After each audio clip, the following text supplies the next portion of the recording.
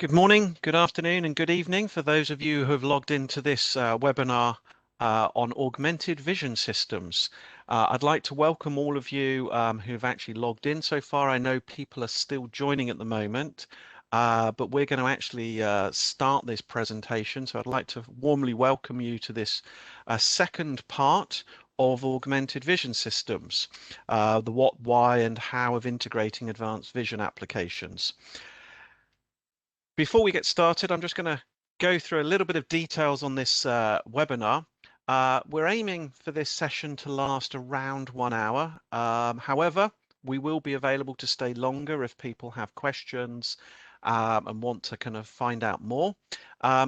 We will be able to address these questions at the end. There is a chat button in the WebEx view, which we encourage you to use. Please use this chat window to enter questions. What we'll try and do is actually answer as many of those at the end. We'll try and collect those together and go through with answering those at the end of the session. We'd also appreciate that when you leave, there will be a little survey that will pop up in your web browser, and we'd appreciate if you, when you leave the meeting, just kind of fill it in. Just give us some feedback. This is the second one of these webinars we've done together with Core AVI and Presagis, and obviously we're looking at how we can improve and kind of content that's useful in the future. So if you could do that, it's much appreciated. So today, what we're going to do is very quickly look at augmented vision systems, the what, the HMI side, and the how of putting this together as well. So this kind of a very brief view of what it is.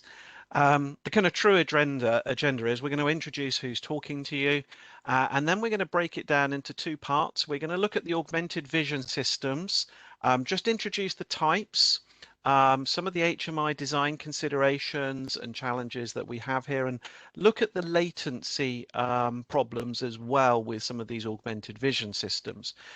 In the second part, we're going to look at some of the system technology, algorithms, how they can be applied, the standards and safety around that, and then we'll kind of end up with a conclusion and question period on all of this. So I'd like to actually introduce who your presenters are today. I'm talking to you here from the UK. My name's Matt Jackson. I'm actually the technical product manager at Presagis for our HMI software. I have a background in embedded hardware and software development, working in this area for over 20 years, and been specializing in HMI systems and real-time graphics. What I'd like to do is introduce my colleague Lucas from Core AVI. Hey, thank you very much, Matt. My name is Lucas Friesek. I'm a field application engineer with Core AVI. I've been working with Core AVI for over 5 years, specializing in developing graphics and compute drivers for modern GPUs for safety critical applications. I'll hand it back to you now, Matt. Thank you very much, Lucas. So just as a background, this is the actual second part of a two-part series on augmented vision. So for those of you who attended the previous webinar, I apologize, this next bit is just a kind of a quick grounder on the kind of terminology and parts of the kind of phrasing and the actual types of augmented vision systems that are available for you. If you haven't seen the first part of this webinar series, please feel free. It's actually available on YouTube to go and view, and you can go in and actually watch that again or watch it for the first time if you want.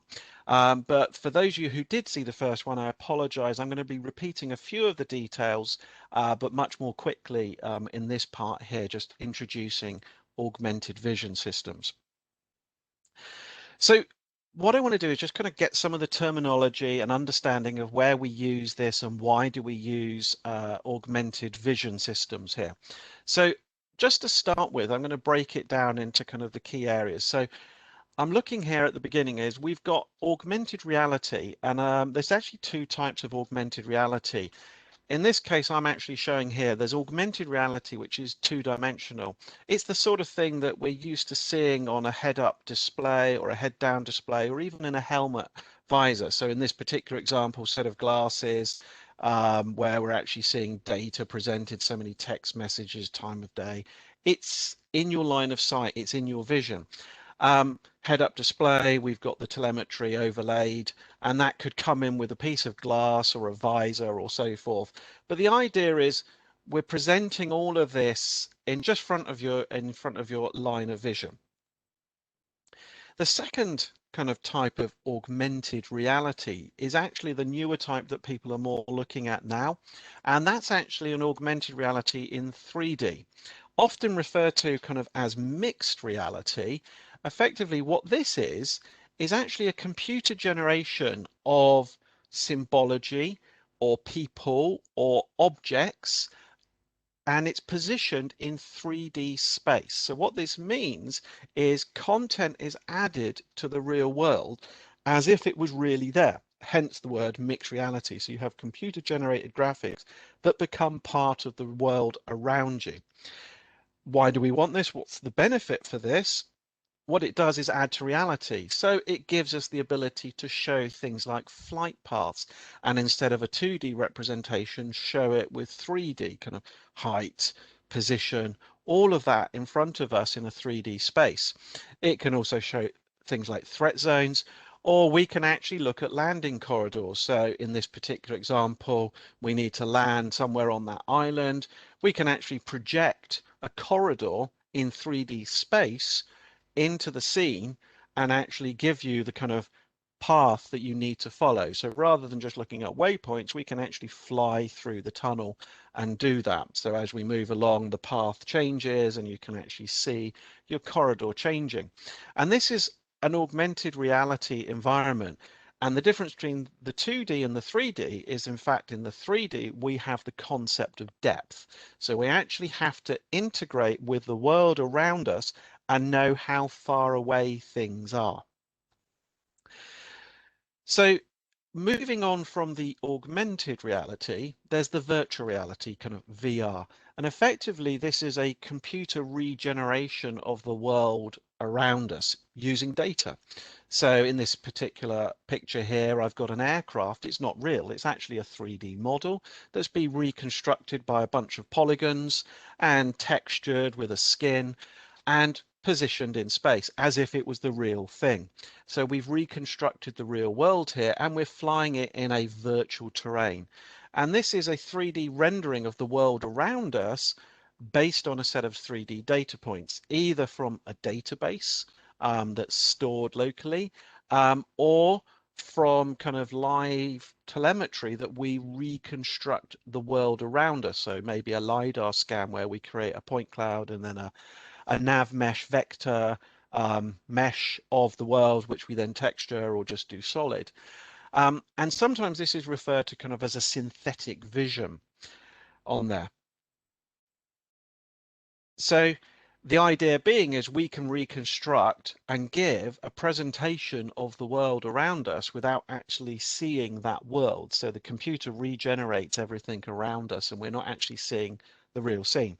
Now, quite often, and we're going to look at this, is you'll find that virtual reality and augmented reality will get blurred and mixed together. So there will be parts that will be blended together in all of these systems.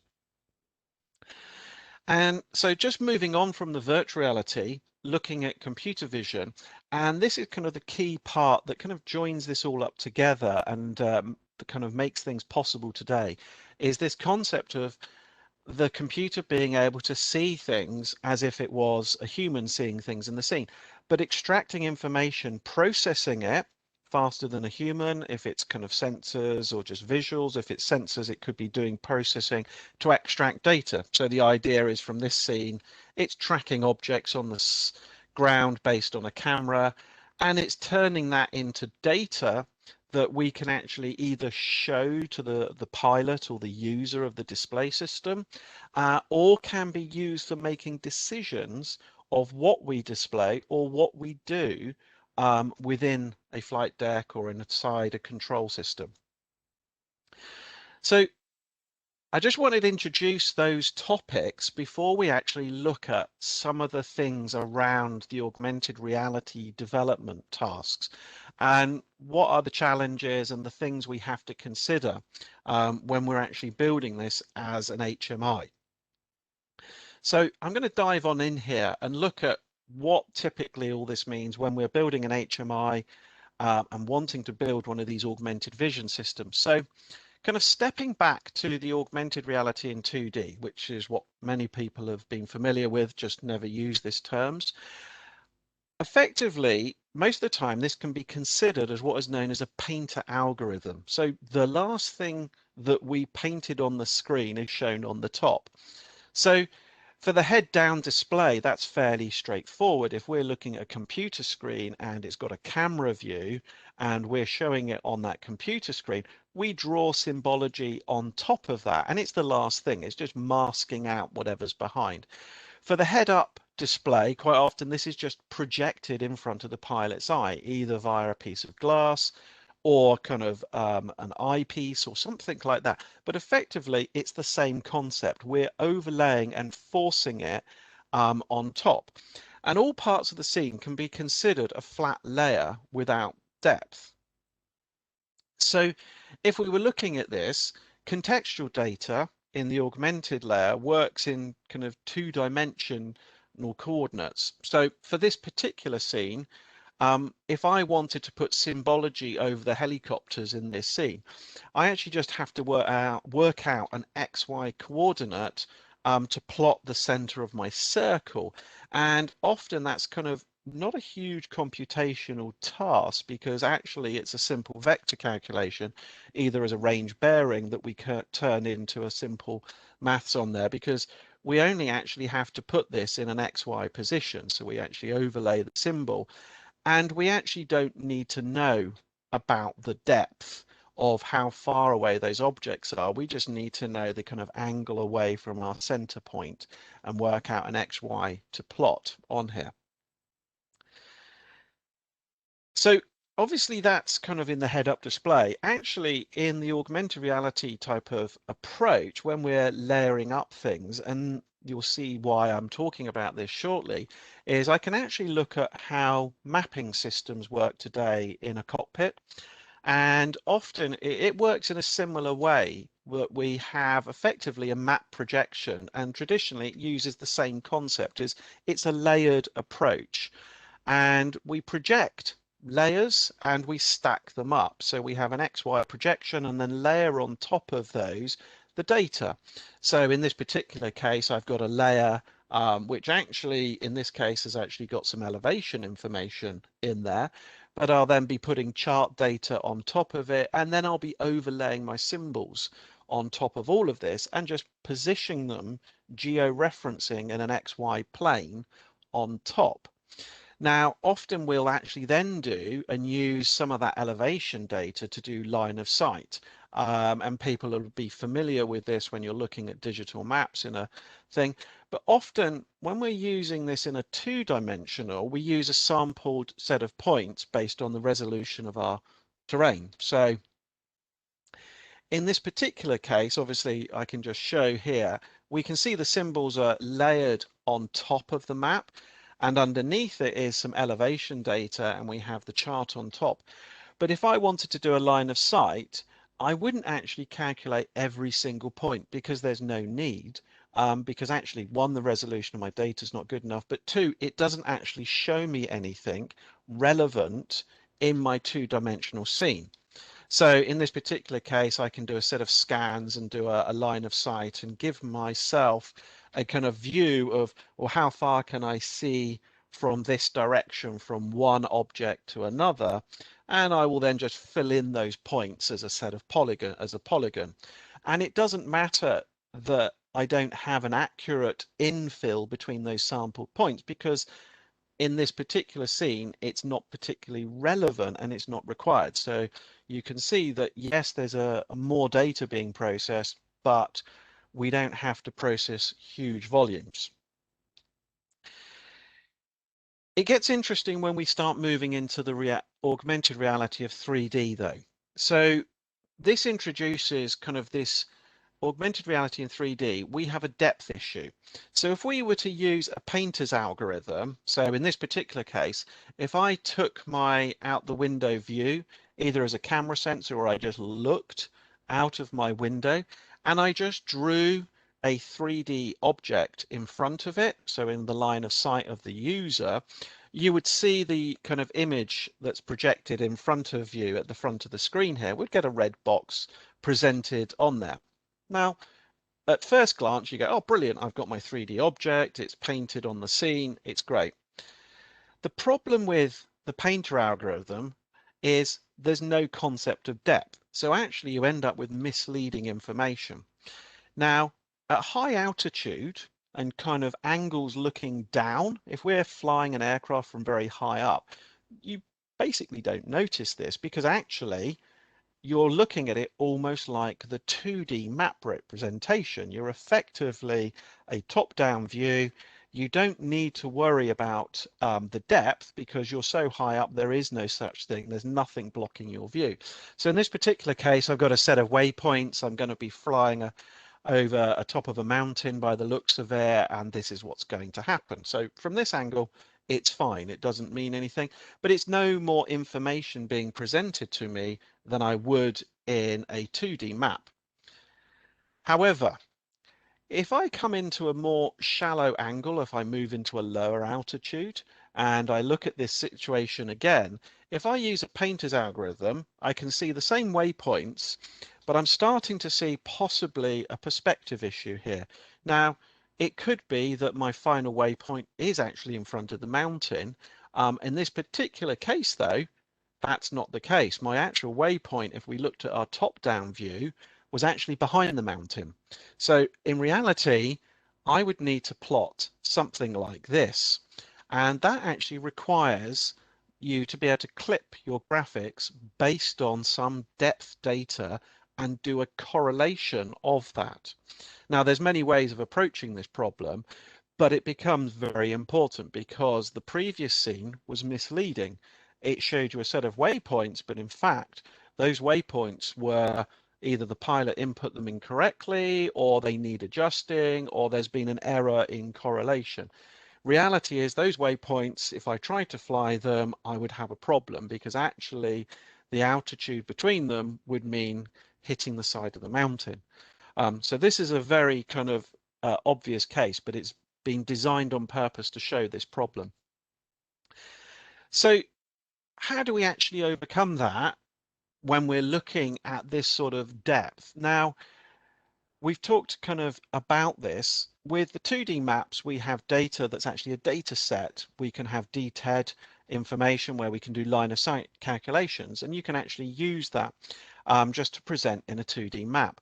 So the same can be applied in a short range system, but actually we have other things we can use to actually help us get some form of correlation to the world around us. So in the short range, use of cameras, LiDAR, and offline databases can actually help us in this particular case solve the problem. If I'm looking further away, you'll notice that I've kind of removed the camera because actually cameras at a further distance, we get some problems. They're not impossible to overcome, but typically it's a different type of issue. We still have the same thing. We can use radar, we can use laser, kind of LiDAR, we can use database, and we can also use telemetry. And actually you can use all of these in the short range as well.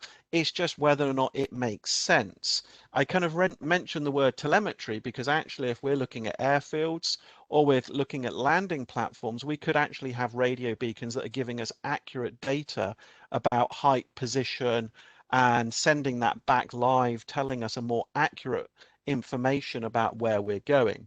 So these are all things to be considered when we're actually trying to plot and do some form of correlation for this augmented reality in 3D. So the question then comes is, okay, that's great. We're now doing some form of depth. What we've got to be aware of is actually this generates a lot more information, and how do we present that, and what's the right thing to present? So I've got a little worked example here. here. So I've actually got a kind of 3D mock-up here that's of some terrain and some mountains again, but done as a 3D model.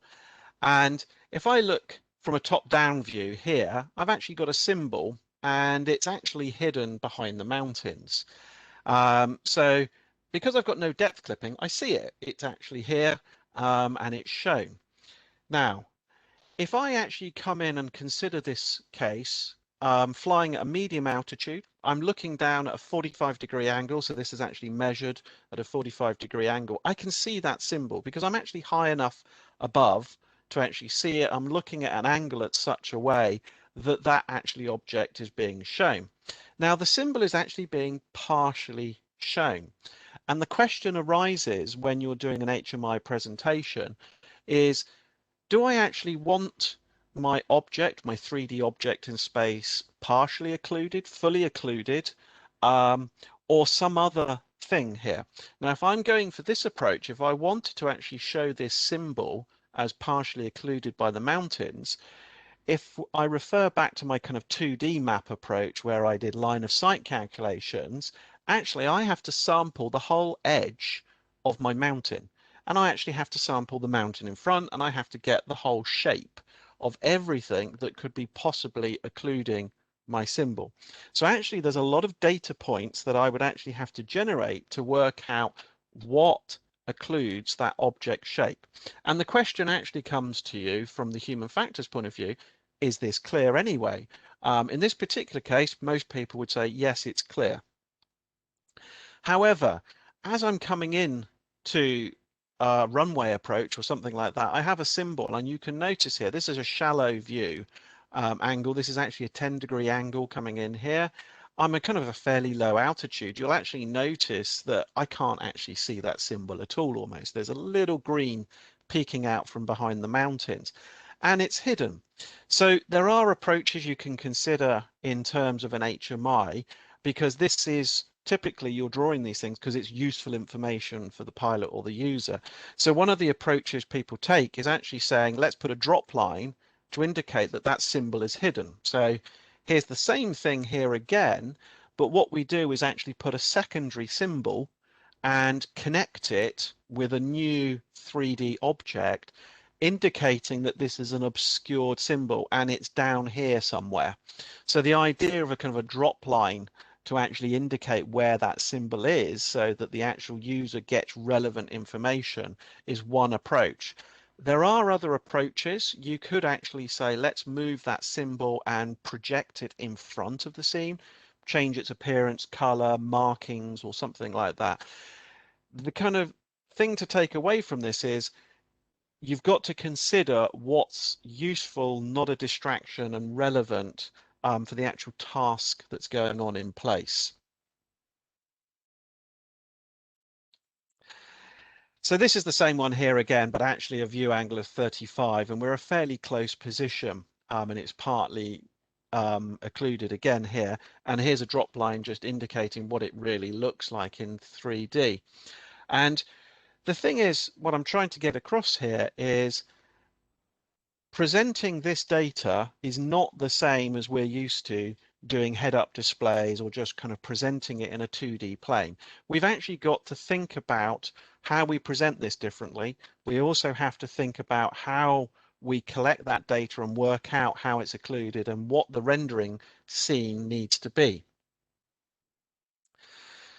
So, having obviously talked about some of the HMI and the things we have to look at when we're building, I want to just move on to kind of the other issue on the HMI side with this advanced vision systems here, and that's latency. So I'm going to look at this purely from the HMI point of view and what the consequences are.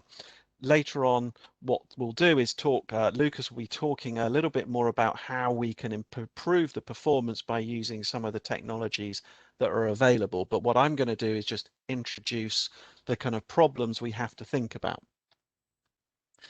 So as a user, effectively, the challenge we have, it's the latency to the screen.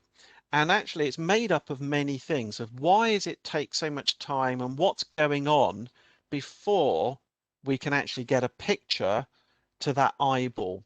So in this case, a screen render or something like that. And I've simplified it slightly here, but effectively we've got multiple things that are accumulating here to build up the timeline that's going on.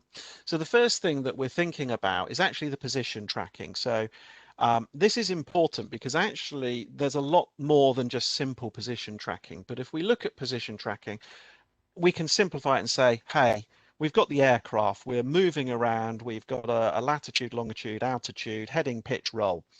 You're generating that all the time. So you're always got that information from your platform.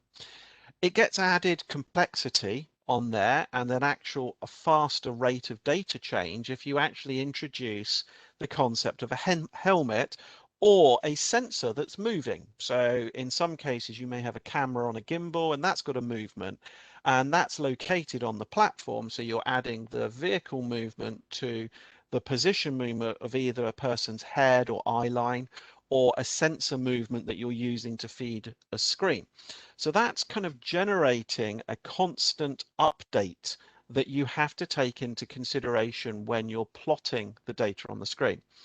We then have data processing. So it's taking the positional information that we're getting in, but it's actually having to take all of either if we're using a database or sensors to do depth positioning, or other systems to actually work out what's relevant. And the idea is we then have to correlate that as well. So we're trying to correlate all of this information. And eventually, once you've done all that heavy kind of computer processing, you have to get that pixel to the screen. And what you need to do is kind of minimize that pipeline. Otherwise, you end up with some interesting effects that cause problems as you go through. Oh, went the wrong way. So we can see this, the effects of latency, and we can think of it in the simple case. If we're used to the traditional 2D approach, a head-up display, if I roll my aircraft and my head-up display doesn't move, it's a bit annoying because actually the head-up display catches up eventually, it kind of moves and you see it change. So at worst, it's kind of annoying as a distraction. It's not good. At best, I mean, at worst, it gives you incorrect information. Now, this is the sort of thing that actually over the years, most of these systems like this don't have this problem because we know it's an issue.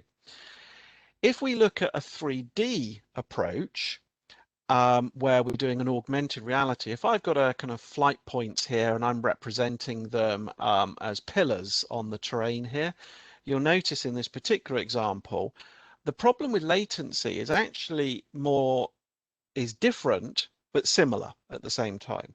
The problem is if my aircraft moves and I kind of roll to the left and I don't update my graphics quick enough, you end up with all your items floating in space at completely the wrong location. So the problem with that is they're sitting there at the wrong location, giving you the incorrect information. Now, this gets interesting because actually from a distance, and this is where it comes down to aircraft velocity and movement and position tracking, if we're at a very high altitude, looking from a long way away, actually a movement in this particular case, I've lost correlation by approximately kind of 100, 200 meters. It doesn't really matter. You wouldn't notice it from a long distance. But if this is my approach coming into a runway or a situation where I need to avoid things, that becomes a problem. You get this issue, and then there's a case of, well, how long does it take before the next symbology update rate catches up? And then you find that it jumps. So it's now resynced here into the correct location and jumped back and resynced. But if you see this situation going on, what you'll find is your symbols jumping. So as you're moving around a scene, your actual symbology is jumping around. It's not actually keeping up with what's going on around, causing you a distraction and misinformation.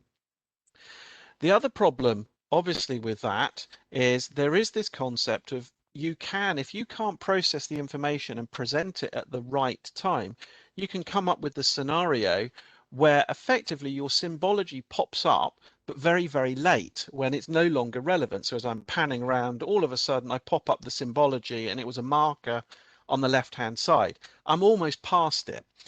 So it took too much time for that information to come up. And at this point, it's almost irrelevant because it's almost out of my visual scene. So that data was too late. This is the kind of challenge we have when we're trying to do this, and we're trying to minimize all of this. So getting this graphics to the screen and that throughput. So what I'm going to do is hand over to Lucas, who's going to talk about some of the approaches and the algorithms of how we kind of do the depth analysis and how we manage the look at the scene, but also how we can improve that data processing to the screen pixel. So over to you, Lucas. Okay, thank you very much, Matt. So I'm going to take over from here. In my portion of the presentation, I'm going to talk about, like Matt said, how we do some of the processing. Like if we're trying to gather depth information about the scene, how can we do that from the sensors we're getting, and how can we do it in an efficient way that leads to low latency?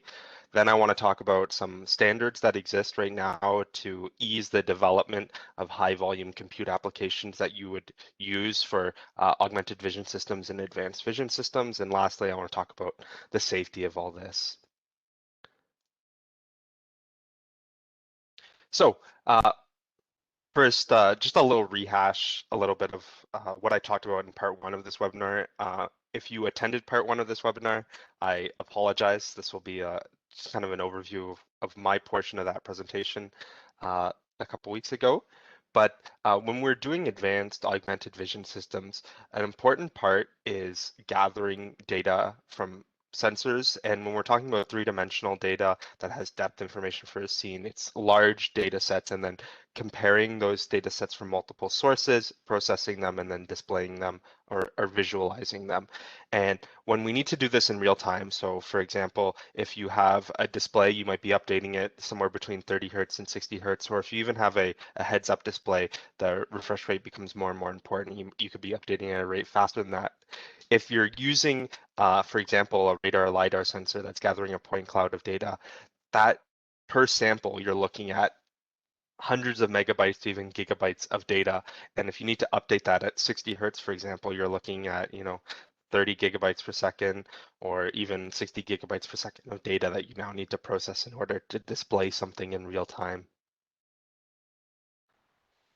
Now, to talk more about this visualization process and how we can make sense of the data that we're getting from sensors, I'm going to use the example of a terrain overlay system where we're getting data from, for example, a database that has a point cloud or LiDAR sensors or radar, and it's providing the system with a point cloud of data that has positions of where objects in the scene sampled at, points that have a certain resolution. And if you're looking at my picture here, you might think, oh, this is a pretty common application. I've seen it in the world today. Aircraft are using it right now, and that is true. This type of system does exist in aircraft today, but typically systems like this rely on offline process data. So they will have a map database and typically a point cloud database that has been pre-generated days, weeks before, maybe, where another aircraft has flown over the scene, captured the data, brought it back to base. It's now being processed either, using a supercomputer or a high volume compute system of some kind. And then this pre-processed data is being uploaded to the aircraft that's going to fly later. And so this is not live terrain data. So if there's any kind of changes, so if there's any construction that's gone on, if there's been any weather events like landslides or hurricanes or storms, and that has modified our terrain in any way, the data is no longer live. So we can't trust it for doing really accurate mapping in real time. And so to improve this use case, I want to look at using real-time processing of sensors and correlation of sensors to actually have a live update of this type of terrain data. Now, why would we want to process the data? Well, if you look on the right here, there's an example of point unprocessed point cloud data, and it's very noisy when you look at it. There's lots of points. It's difficult to tell what the points are representing. Are they a building? Are they the terrain? Is it something that I need to be concerned about? And they have spaces in between them. It's difficult to determine the actual volume of the shape that they're representing. And as a pilot, it's distracting to put this cognitive burden on the pilot to process these points in their own head and try to reconstruct mentally what these are representing. Also, from a computer vision perspective, it's difficult to make determinations just at the point cloud level. So something that we want to do is reconstruct the surfaces that these points represent. And the algorithms that I'm going to be talking about right now are going to be focused on this problem, reconstructing the surfaces that a point cloud represents. And to do it in real time, we're going to need high volume compute since these data sets can be quite large. So the class of algorithms I'm going to talk about right now fall into a general category referred to as isosurface extraction. And it's the process of creating a surface from volumetric data like a point cloud. And it's used in many domains, so it's not just for terrain data. Medical imaging is another big place where isosurface extraction is used. But in our case, we're going to use it for creating a terrain surface from point cloud data. And so the idea here with isosurface extraction, we have these points, they represent some surface. And so we're gonna try to determine where that surface is in the points, and then finally get some mapping of the terrain as three-dimensional polygon data that we can use either for visualization or correlation with different data sets that we're getting from different sensors. So it can act as a kind of normalization of our data that we're getting from different sensors so that we can compare the results from the sensors and correlate it with, for example, a pre-calculated database. Now, the specific algorithm I'm going to look at here is marching cubes. You might have heard of it before. It's a very popular and efficient algorithm for isosurface extraction. It's used frequently since it's simpler to implement. It works very well in the average case, and there's variants of it that exist that are accelerated very well either on multi-core CPUs or in our case, what I really want to focus on, GPUs. And so how does this marching cubes algorithm work? So when we have a point cloud of data, there's just a bunch of points in space with some position associated with them. And marching cubes gets its name from looking at a single cube of that data set and then checking whether the corners of that cube are inside or outside the data set. So how close are they to the points that we're actually looking at right now. So we check each of the corners. If they're near points, then we know that they're inside the surface. If they're not, then we know that they're outside the surface. And the algorithm is going to look at which of these corners we can determine as inside and outside, and then use that to with a lookup table to determine what polygon best fits this cube for making the surface. The other thing that it's going to do is linearly interpolate the polygon based on these points. So for example, if the points that are inside are very deep inside the polygon, we're able to determine that they're far away from the actual points themselves and deep inside the polygon, then we can push the polygon we're using to represent the surface towards the outside of the cube. And if these points are very close to the surface, then we're going to want the polygon that we use to be very close to these points in the corner.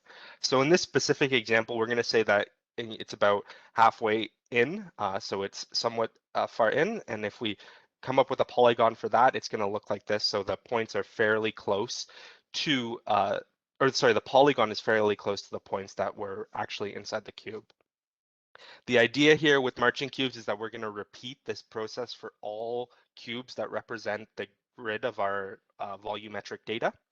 And the way the lookup table works is with these specific polygon shapes is that they can all connect together. So all of the pre-calculated polygons that we use in the lookup table are specifically chosen so that they connect to every other polygon that we could possibly use. And so this is a fairly standard, easy way that we can build up a surface for the point cloud data that we're using. And this algorithm was actually published in a patent by two researchers from GE William E. Lawrenson and Harvey E. Klein. If you're wondering about the algorithm, the patent expired, I believe, in 2005 or 2006. So it's been in the public domain for a long time now, and that also leads to why it's been so widely used. It's a well-known algorithm that people are allowed to use without having to worry about any kind of patent infringement. And it continues to be used as a standard algorithm simply because it's fast, and it can also be accelerated by devices like the GPU. And that's what I want to focus on next. How can we accelerate this using something like a GPU that's capable of high volume compute, so that if we have a point cloud that's represented by gigabytes of data, we're actually able to do that in real time. And if you look at research, academic papers, that kind of things, you can find lots of examples of accelerating the Marching Cubes algorithm. There's examples of using fragment and vertex shaders on GPUs, examples of using geometry shaders on GPUs. And there's also examples of using compute shaders on GPUs. Now, I'm going to focus on the last one here, the acceleration using compute shaders. And the reason I'm going to focus on this is because it allows us to use the data for more than just visualization. If you look at when those older papers were published, they were published before compute shaders were generally available on GPUs. So things like CUDA, OpenCL, Vulcan, those didn't exist back then. And if you're familiar with the timeline of using GPUs for more general purpose computation, you'll know that first things that were exposed programmably on the GPU were the vertex and fragment shaders. And so when those were exposed back in the early 2000s, researchers began to try to use them for more general purpose compute operations, where they tried to reframe their problem as a vertex processing problem or a fragment processing problem. And then geometry shaders came out shortly after that. And again, researchers tried to refocus how their problems on a geometry processing problem. So when we're using vertex shaders or fragment shaders or an algorithm designed around that, it's kind of a, I'll say, quote unquote, hack to fit the processing into GPU compute.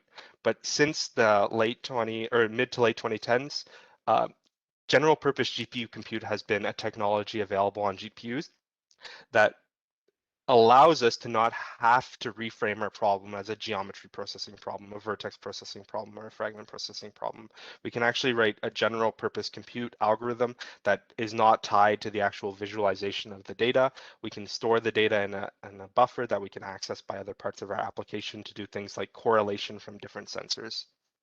And so that's why I want to focus on the compute shader part of this, because for us, when we're talking about HMIs, the visualization is important, but when we're talking about safety, it's also important to correlate data from different sources so that we can ensure that there's redundancy in our system.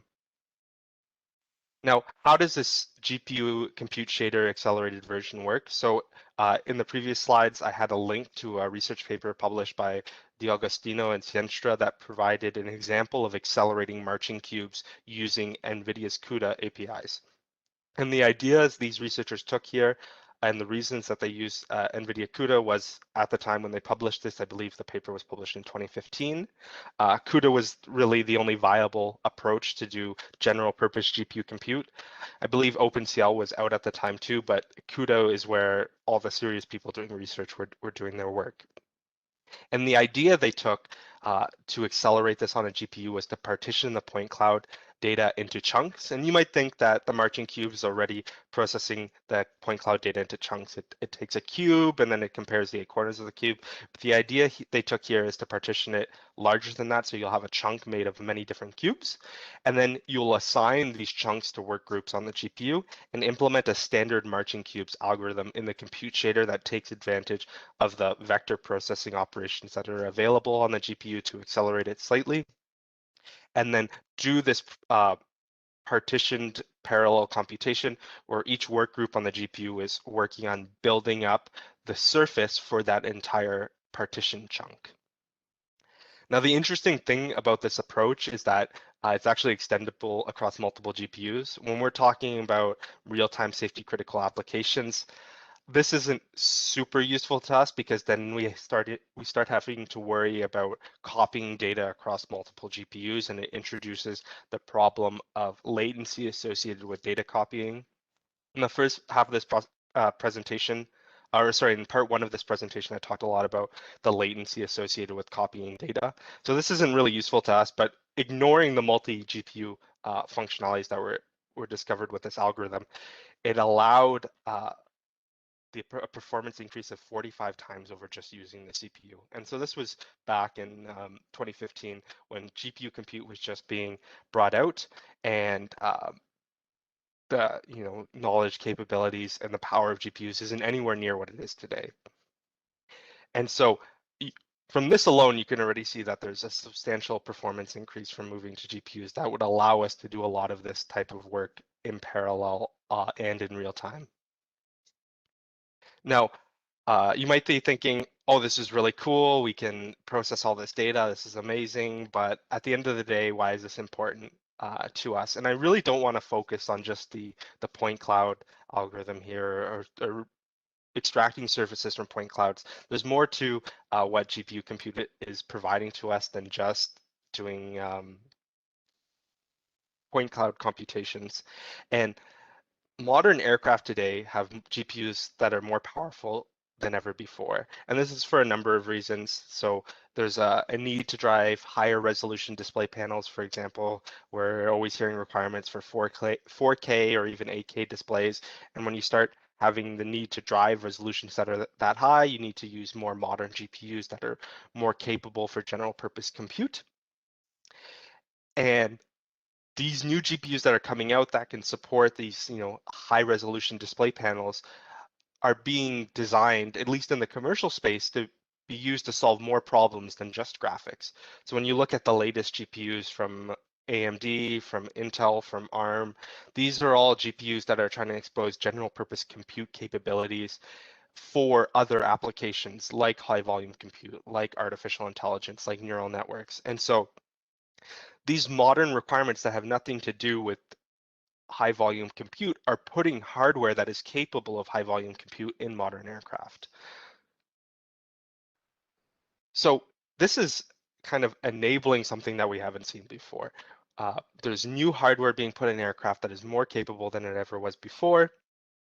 And modern standards are being developed today to expose that in a more portable way to allow the development of general purpose compute applications. And so if we want to take advantage of all the hardware that we're putting in aircraft today and use it to its strengths, for example, showing the point cloud application here, the GPU can work much more efficiently at processing these parallel data sets than a CPU can. And so if we want to take advantage of this hardware, we can use these modern standards and this modern hardware to enable applications that we weren't able to see on aircraft in the past.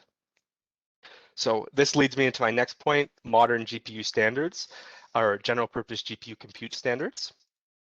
And the first couple slides here is going to be a bit of a rehash of part one.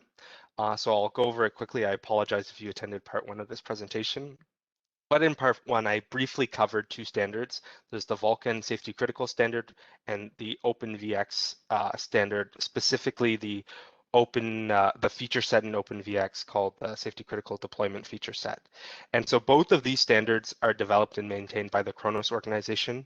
If you're not familiar with Kronos, they're the standards body responsible for the OpenGL, OpenCL standards.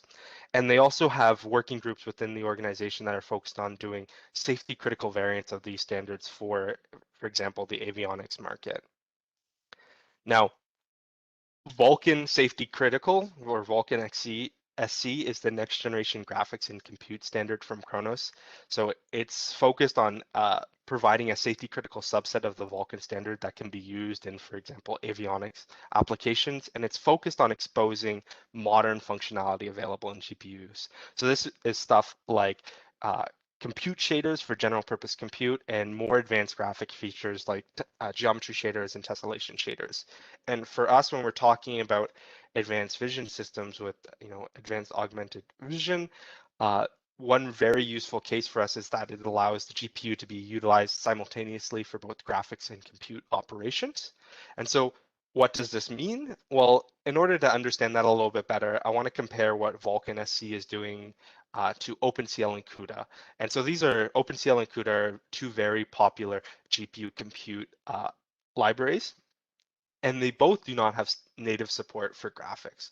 So for example, in OpenCL, if you want to share resources between an OpenGL application for visualization, which when you're talking about HMI, that's very important. You're doing all this high volume compute. You want to visualize it for the human machine interface. There's an extension in OpenCL called CL-KHR-GL sharing that allows you to share data between OpenCL and OpenGL. And this comes with a lot of caveats because now you need to have careful state management between what API is currently owning that resource. Is it being owned by the OpenGL portion? Is it being owned by the OpenCL portion? And you have to do this safe passing of the data between the two.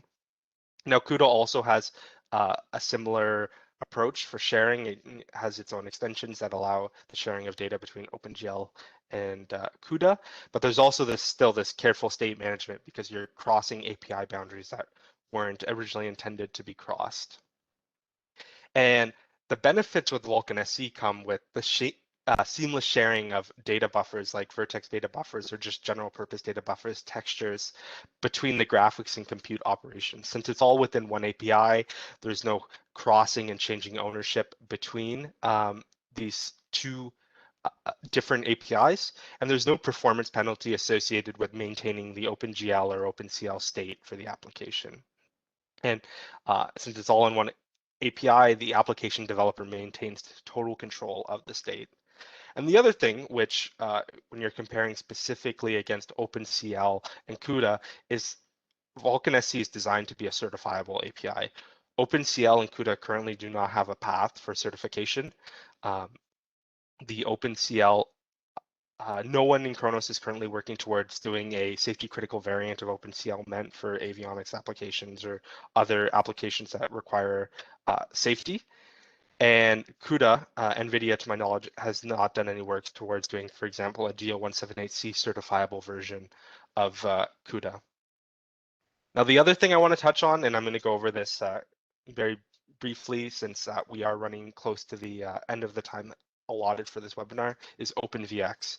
And the VX portion of Openvx stands for Vision Accelerated. So you can kind of guess what the intent of this standard is. It's designed for accelerating computer vision applications. And it does this through providing a number of functions that are meant to be accelerated by devices like GPUs or other processing devices like FPGAs or neural network processing units. So it provides functionality to do hardware accelerated deep neural networks, as well as more classical computer vision operations like image filters, Gaussian filters, Sobel filters, edge detection, that kind of stuff. The other interesting thing for us is that, like Vulcan SC, there's a safety critical deployment feature set for Openvx that's really designed around exposing certain functionality to the user so that they can ensure that they're building an application that will be certifiable, that they're not using functionality that would be difficult to certify or would make certification more complicated. And something I want to kind of focus on here is the inclusion of neural networks in Openvx. And the reason that it is included in Openvx is because neural networks in general right now have proven to be the state of the art for doing object detection and object tracking. And the reason for this is that neural networks accelerate at finding non-obvious patterns in a data set. And this doesn't need to be like a 2D image data set. It could really be anything. It could be the point cloud of data. It could be very obscure data from a specific sensor. It could be audio data. It could be anything. And the reason neural networks accelerate at finding these non-obvious patterns is because they have these things called activation functions that introduce non-linearity into the operations that they're doing that basically allow it to find non-linear patterns within the data set. The other thing that's really useful for neural networks is that they have this discovery process that you do during training where you're providing sample data with expected results, and you do this thousands of times or even more than that, where you provide sample data, run it through the neural network, compare what the neural network produced with the expected results, and then adjust the weights, biases, and these other values internally in the network to make it produce the expected results. And you keep doing this and you're training the neural network, and you essentially discover an algorithm that's capable of doing the specific processing that you want to be done. Now, this does bring a lot of questions. I'm sure anyone who's heard of neural networks in this webinar is aware of the safety concerns that are around neural networks. And this is a very known area of research. There's a lot of focus that's being done on trying to solve this problem to make sure that we can classify a neural network as being safe, or classify the accuracy of the neural network so that we know the bounds, or how often it's going to produce problems, or in what cases it's going to produce problems. But this is not the only problem that exists when we're trying to deploy neural networks in safety critical applications. And it's especially when we're talking about deployment, there's the big issue of how can we ensure that the neural network executes in a known amount of time, that it uses a certain amount of resources. Because if you look at neural network frameworks today, like TensorFlow, PyTorch, Caffe, they rely on large software stacks, including Python, CUDA, OpenCL. Using this technology right now that is not certifiable, doesn't have guarantees about execution time, doesn't have guarantees about resource usage. And so even if you did manage to prove that the neural network was safe, you would never be able to deploy it in a safety critical system. And so Openvx kind of focuses on solving this problem, where we can ensure that the deployment of a neural network is deterministic. And once we've proven that the neural network is safe, or that we know the limitations of the neural network if we're using it in a lower safety requirement application like a DALC or DALI application, that we have guarantees about the execution time for a real-time system. And so this is what the Openvx is really focused on solving. Now, unfortunately, there's not a lot of time left in this webinar. If you're interested in the safety aspects of Openvx, whether with neural networks or the vision side of Openvx, CoreVI has published a neural network white paper on safety critical deployment of neural networks, focusing on how you can deploy them safely on GPUs. You can access that on our website. You can request a copy of these slides as well to access these links directly. Also, CoreVI did a previous presentation with Presages talking about more classical computer vision algorithms and how they can be accelerated by the GPU in a safe manner. So I'd encourage you, if you're very interested in this topic, to go check out the white paper or the previous presentation that we did. The last thing I'm going to focus on here is the certification. And so when we're talking about GPU compute, there's a lot of research being done on how certain algorithms can be accelerated using GPUs if they're a good fit for the way GPUs are architected. But a lot of this research is currently being done with library or tools like CUDA and OpenCL and others. And those of you who work in the avionics industry, I'm sure, are very familiar that safety is not something that can be just tacked on at the end. You know, we need to design from the ground up with safety as an intended function, and ensure that the way we're building our system is safe, so that we don't have to do radical changes later that can be, one, expensive, two, take a lot of time, and like three, fundamentally change our architecture. So it's important to ensure that safety is something that's being focused on from the beginning. So this concludes our webinar. I'm just going to do a little wrap up of the topics that we talked about today. So augmented vision systems in the cockpit can really benefit the user of applications. So when we're talking about advanced augmented vision systems, there's more information that we can provide to the pilot to make it easier for them to operate the aircraft. The usage of these systems needs to be understood so that we're not applying a higher cognitive burden for the pilot. We're actually making their jobs easier. But in order to enable these kinds of advanced augmented vision systems, we're going to require the combination of many sensors for redundancy and safety. Processing this amount of data from multiple sensors, correlating the data from multiple sensors requires the use of high volume compute and hardware that's capable of high volume compute. And modern GPUs and standards around exposing the functionality of modern GPUs enables us to build high volume compute applications that are certifiable today. So I would like to say thank you for attending the webinar. If you have any questions, please ask them through the chat window. We're going to be going through the Q&A now. If you do want a copy of these slides, you can contact the email that is listed here and request a copy of the presentation. And now I'll hand it over back to Matt to start the Q&A. Thank you very much for that, Lucas. And as Lucas mentioned, please feel free to submit questions through the chat window. I'm seeing a few coming through at the moment, so please feel free to kind of submit them as we're going along. As you can see, this is a kind of field that's kind of developing quite rapidly, and the kind of functionality in Core AVI and procedures are kind of doing work in this area. So we do encourage you after this webinar, if you are interested in this thing, please feel free to get in contact with us and look at the previous webinars we've done. I'm just looking through the questions here, and I'm going to try and field as many as we can at the moment. Let's just have a quick look. Sorry, there's quite a few here at the moment. I'm going to start off with, I think this one is possibly for you, Lucas. I've got a question here saying, I guess GPU can be seen as a massive multi-core processing unit, knowing the industry is struggling to certify a multi-core CPU system. Memory, how do you see the path for certification of a GPU-based compute system?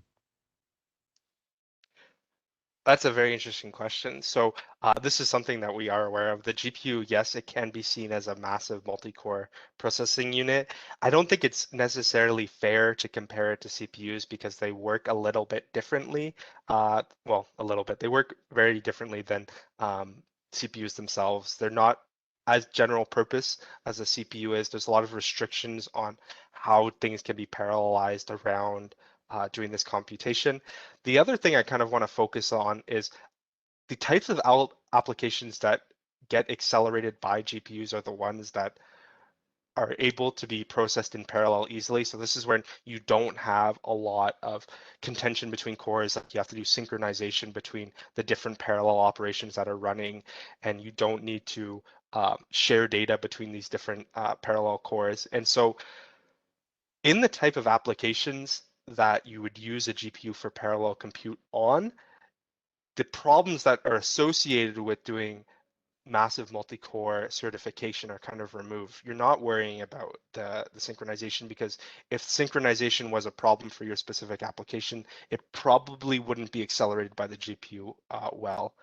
If you do have an application where those things exist, then yes, the same concerns exist that are on the CPU. You have to make sure that the resource contention isn't going to dramatically affect the system. You need to make sure that that you're checking like the worst case execution time, that you're analyzing your specific use case to make sure that you know where there are resource contentions, like is it around a certain area? Is there parts of the program that you need to do further analysis on? So I think that would be my answer, and I hope it better answers that question enough for whoever asked that. Great, thanks, Lucas. I think there's one here probably for both of us here saying, are there special approaches for rotorcraft where low altitude map of the Earth visual is much more taxing in data volume, GPU loads, etc., versus fixed wing aircraft at high altitude? So I think that's a question about any special approaches for the low altitude. So I guess I'll take that one first, and then you can add what you think on top of that, Matt. So the interesting thing when we're talking about near Earth visualization, this is when high volume compute becomes more important. As Matt talked about in his presentation, when you're looking at things nearby, it's very important to have high accuracy, as 100-meter difference is way more important when you're close to the object than when you're 30,000 feet above the object. So this is where you start really having to be concerned about being able to process that much data efficiently. You need to have high resolution data that you have to process efficiently. The latency becomes much more important than it is at, for example, 30,000 feet. So I would say, yes, there are special approaches for rotorcraft, and that's when what we talked about in this presentation becomes extremely important. Excellent. So I'll make a comment again. Actually, it's not just rotorcraft; it's anything that's the low altitude that it actually becomes a lot taxing. And I think that's where it gets interesting. The faster you move, or the lower the altitude, and combining the both together, I think rotorcraft are one of the worst case scenarios, which is why kind of compute starts working well. If we're looking at a high altitude approach and we're actually looking at large areas, it's an interesting difference between commercial airlines. If we're actually trying to use this type of system approaching a commercial airport, actually we have very large areas and wide spaces and a lot of tolerance, and typically you have reduced clutter as well. So it's not just the kind of high altitude, it's actually kind of just the amount of space. And I think those are the situations where we have already seen some SVS systems where you're seeing them on commercial coming into landing, and which is why it works, because there isn't a lot of stuff in the way, which means you haven't had to have the compute. I think this is where compute kind of comes into play, and obviously what you're looking for is trying to take the appropriate level, and it depends on the usage, I think, of why you're trying to do it. In the case of rotorcraft, is it we're trying to land on a small platform? Is it because we're in a brownout situation? Is it an unknown territory or something? If it's an area we know, we can be using databases to pre-process it to help. If it's a completely unknown, we're going to be having to do a lot of processing on the fly with the sensors on there. So I think there is a little bit of a, is it a known area or an unknown? If it's known, you can start using databases. If it's unknown and it's things, you're going to rely a lot more on the sensors. So hopefully that answers the question there. We've got quite a few more coming in. So I have a question here that says, how much crossover is there between aero and medical safety? Do you want to take that one, Lucas? Yeah, I'm happy to take that one. So when we're talking about aero and medical, there is a lot of crossover, especially when we're looking at the safety side of things. Usually latency isn't as important with medical devices. Of course, it depends on the specific device that you're talking about, but it doesn't have the same real-time requirements when we're looking at an augmented vision system. There is important it is important to take account, like, can we process that data safely? Is it certifiable? I think that's where a lot of the concerns around medical devices come up. And when you're talking about devices like MRI machines, high volume compute is desirable there, because with an MRI machine, you're taking a large volumetric point cloud of the someone's body that's very high resolution, and you'll need to process it fairly quickly if you want to have something fairly real time to display to the operator. So there is some overlap there. I think most of the overlap, though, is on the certification side, that proving that the system is safe, not so much on the latency. Perfect. Got another one. I think you're getting the brunt of these, I'm afraid, Lucas. How long do you think until a certifiable application is implemented using Vulcan? So we actually have customers who are working on certifiable applications right now. One public one I can talk about is the NASA X59 project. So NASA is currently using Vulcan Safety Critical, a very early version of Vulcan Safety Critical, for an augmented vision system where they have a supersonic aircraft where they're trying to reduce the amount of glass that there is in the cockpit. And when I say glass, I don't mean like a glass display, I mean like the actual windows, so that there isn't as much concerns when you're flying as supersonic, and they're trying to visualize the underside of the aircraft in real time and show it to the operator. So that's something that's currently being worked on right now. That's going to be certified. So I don't think it'll be long before we start seeing the first applications that are running certified Vulcan in the world. Okay. Another one, I think this is for both of us. What's considered to be acceptable latency in milliseconds for head tracking and scene updates for an AR display?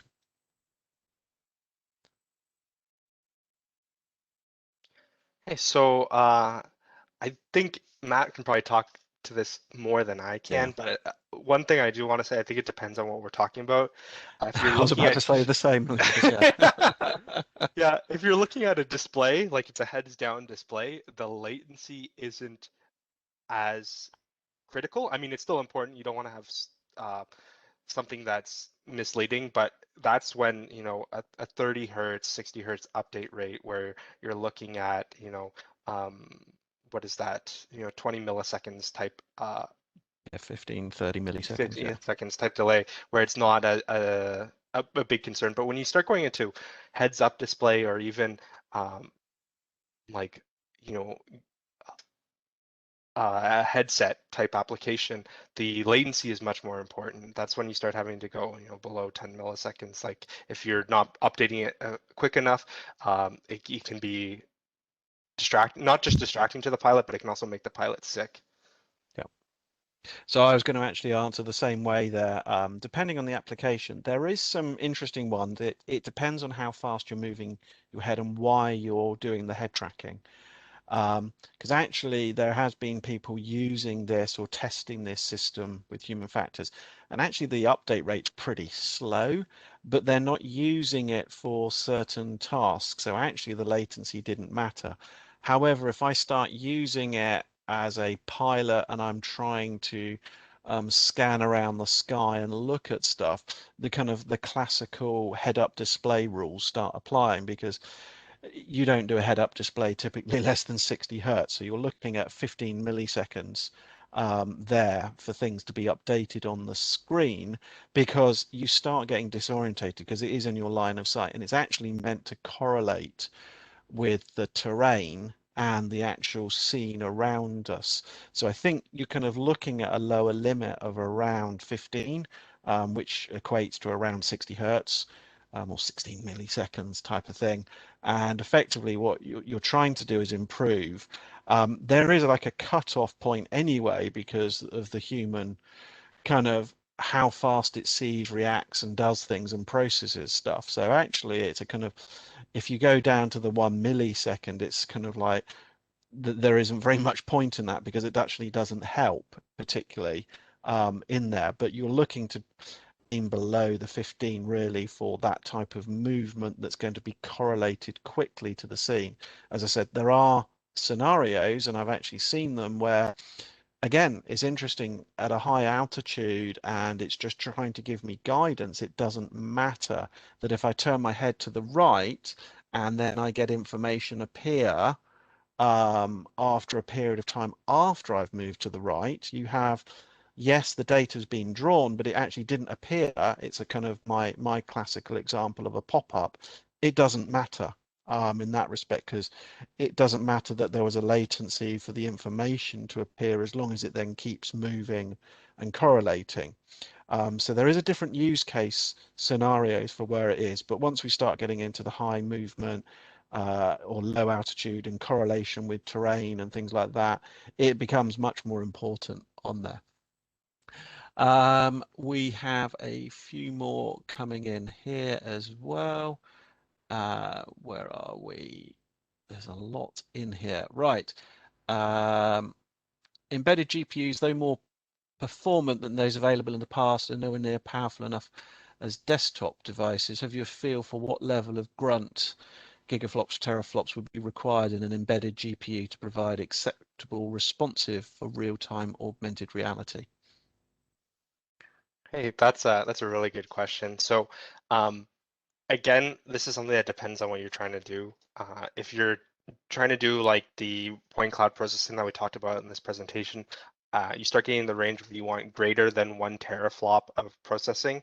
So for example, if we have a 60 hertz update rate, that gives you about 16 gigaflops per frame to process data. So that puts you in the gigabytes per second range of data that you can process per frame. And if you look at current embedded GPUs, like for example, the AMD 9171 or Intel's new integrated Tiger Lake GPUs, these are in that greater than 1 teraflop range in their embedded GPUs.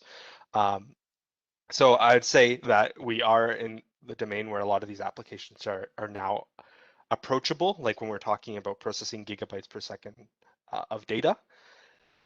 If you compare it to the lower end GPUs, of course, those ones are less than 500 gigaflops of processing power, and it starts to be very difficult to do things like processing high resolution point clouds. But you can still do other applications. So, for example, neural networks, depending on how they're designed, don't require as much processing power as doing the high volume point cloud, especially if you're looking at image data. And so again, it depends on the application. But if we're talking about, cream of the crop, highest performance application, I think when you start looking at the modern GPUs like AMD Z9171 or Tiger Lake, or the Intel Tiger Lake Xe graphics, this is a reality now. Okay, and following up, actually, there's a quite good one that's come straight in after that. Is IMX8 Quad was mentioned as a potential host for lower performance applications, simple graphics, no neural. Can lower performance hosts be used? Any sense of a minimal requirement? So if you're just looking at simple graphics, no neural, I think you're not looking at an application that we talked about in this webinar. But of course, yeah, an IMX8 Quad Max could be used for simple graphics. It's more powerful than older GPUs that have historically been used in the avionics industry, like for example, the ATI M9 or the ATI M54. So it's a more powerful GPU than what was available on those systems, and those systems were used for simple graphics. So if you don't have any kind of high volume compute requirements and you just have simple graphics requirements, the IMX Quad Max is definitely a capable GPU to meet those requirements. Cool. And another one here. This is actually definitely for you, Lucas. This is Openvx. Can work with convolution neural networks? Can it work with a convolution neural network? I think that's Yes. Yeah. Okay. There, I think that was a quick answer. Yeah. So Openvx, it works with convolutional neural networks. Openvx isn't really tied around specific types of neural networks. It has support for convolutional layers in a neural network, and many of the common activation functions associated with it. It would be kind of silly if Openvx didn't support convolutional neural networks, since those are, if you look at the research done currently right now, those are the best performing types of neural networks for object detection and object tracking type applications. Perfect. And I'm just going through, as I said, thank you for all your questions. We do appreciate these as well as they're coming in. I've got one here just as a general question, actually. Does the application of this technology apply equally to commercial and military? What about ground and airborne applications? So I don't know if you've got any comments on that, Lucas. I've got a few to comment. Yeah, so I think this technology is applicable in both domains, defense and commercial.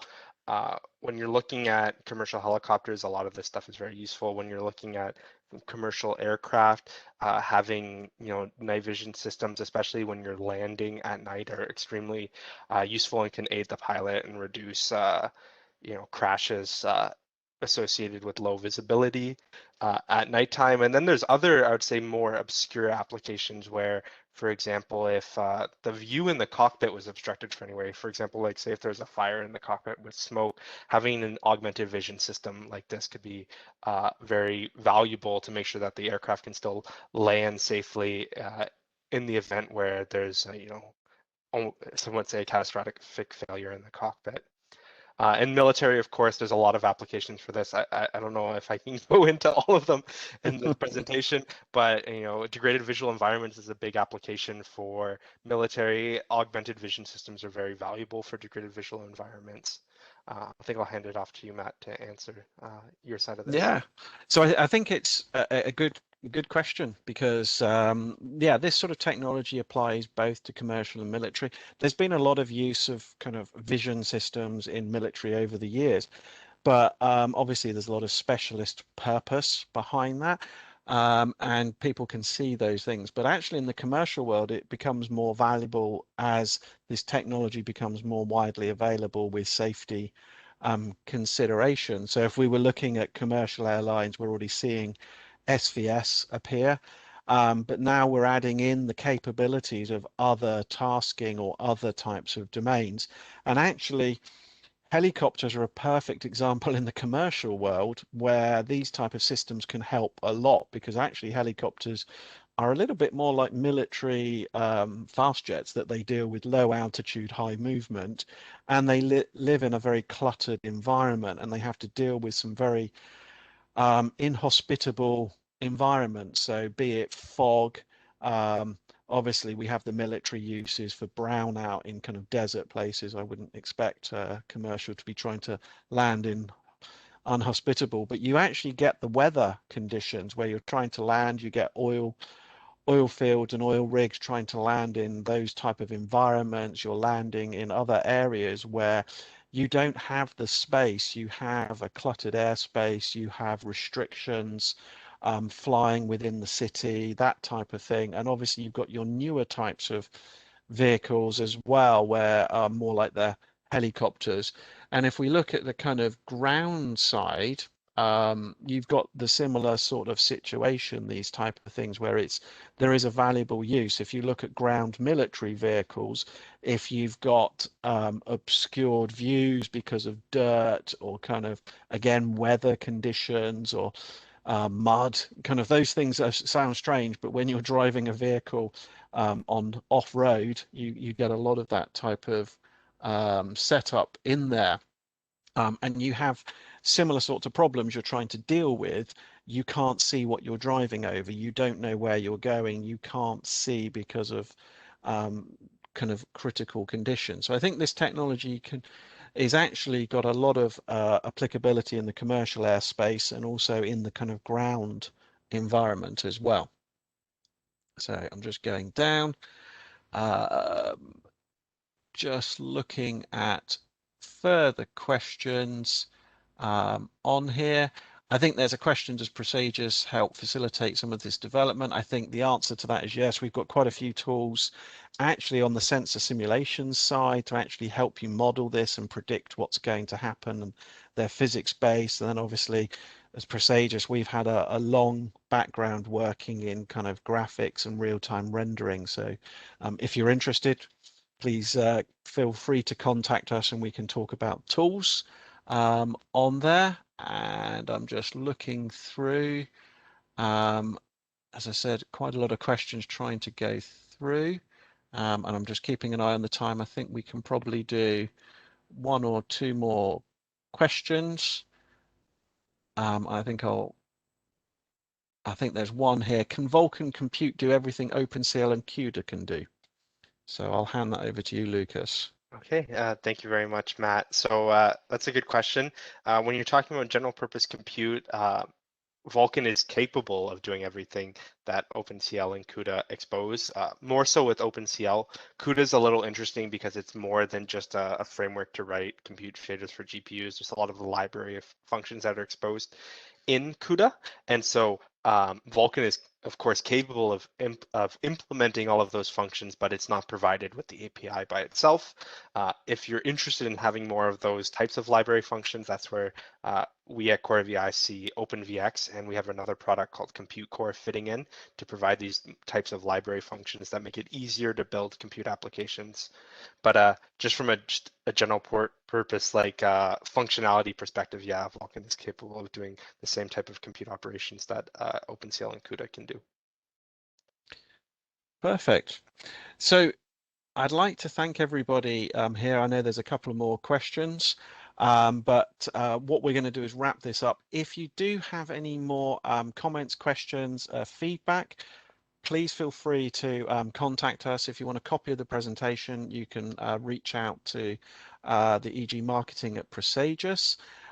We'd appreciate, obviously, when you leave this webinar, if you could fill in the survey, give some feedback to Lucas and myself on the topics, any way we can improve on this type of information. And if you are interested in looking or are working in this area, please feel free to reach out to kind of Presagius and CoreVI. We're more than happy to kind of go into deeper discussions with people on these topics. So thank you very much for attending, and we appreciate your time. Goodbye.